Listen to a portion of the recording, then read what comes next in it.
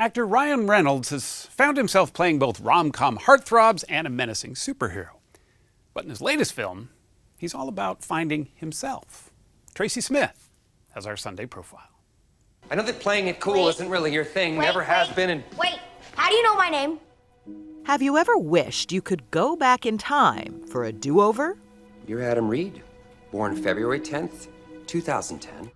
In the new Netflix film, The Adam Project, Ryan Reynolds is Adam Reed, a time-traveling fighter pilot from the future who crash lands back to Earth in 2022 and meets the person he spent years trying to outgrow, his 12-year-old self. You go to Franklin Middle School, where you've been suspended 2, maybe 3 times for fighting, which is ironic because you can't fight to save your life. Hawking! Zip it!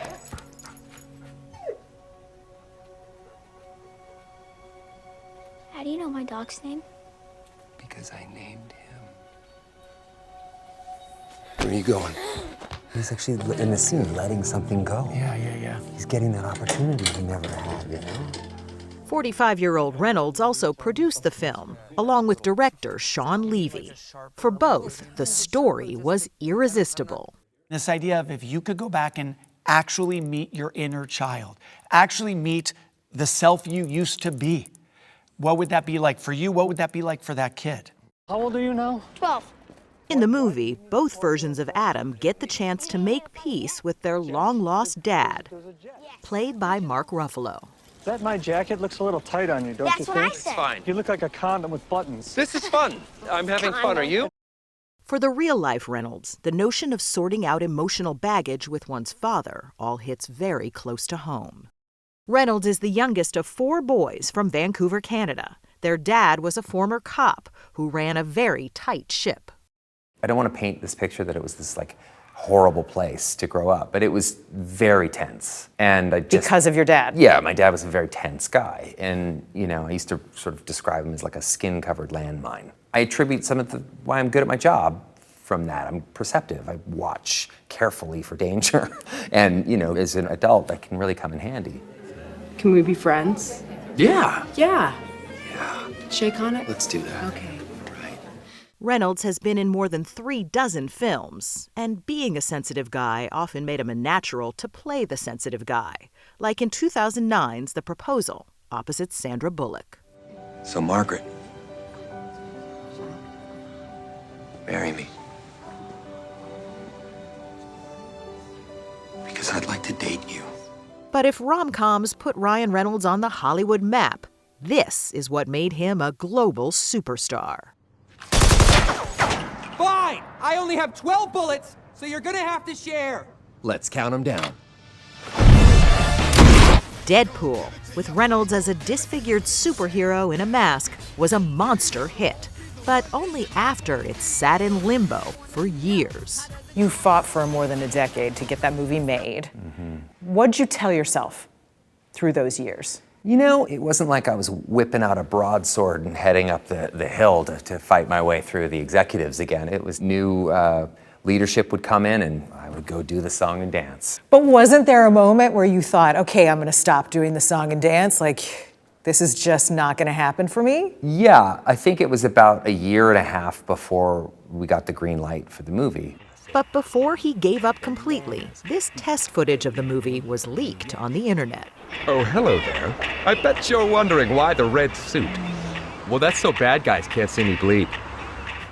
Fans went crazy, and that helped convince film bosses to give Reynolds the go-ahead to make the real movie.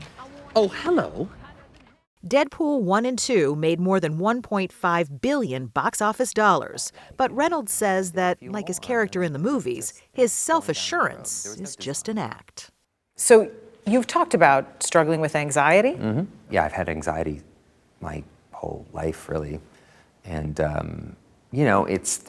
I feel like I have 2 parts of my personality that one takes over when that happens. When I would go out on, Letterman back in the day, I would always be nervous.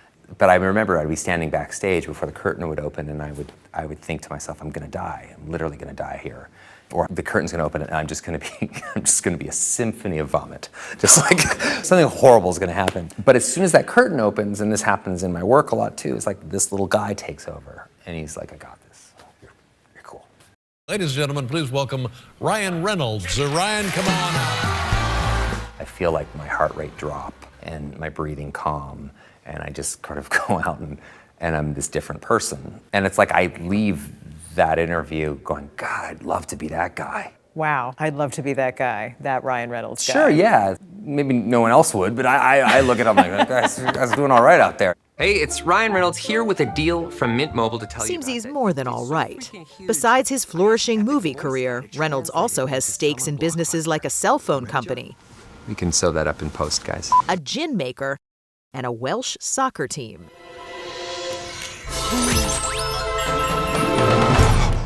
And his recent film, Free Guy, was a huge hit. It was his first time working with director Shawn Levy after a famous buddy insisted they meet.